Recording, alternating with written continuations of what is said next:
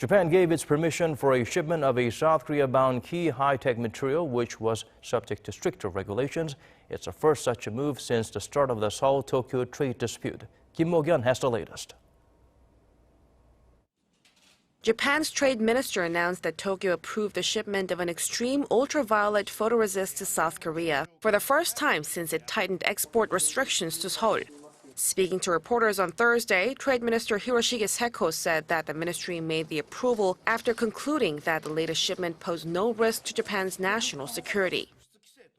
The South Korean government has criticized Japan by saying there is an embargo on shipments. Because of this, we have decided to disclose exports that have passed through our strict examination procedure and show that we have granted approvals. Without mentioning the specifics of the latest exports, the minister stressed that Japan is making the rare announcement because of Seoul's embargo accusations.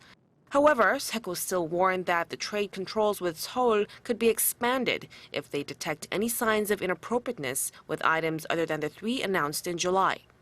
Photoresist is one of the 3 key semiconductor materials that Japan tightened its regulations for exports to South Korea on July 4th. Those tighter regulations make photoresist, fluorinated polyamides, and hydrogen fluoride subject to case-by-case inspections in order to be imported to South Korea.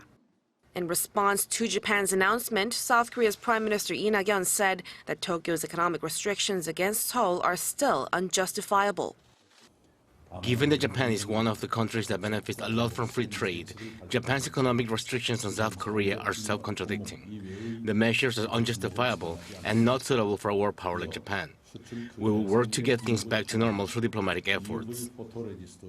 Japanese media also reported on the latest photoresist shipment, hinting that Tokyo's latest approval signals that Japan is not banning trade with South Korea itself.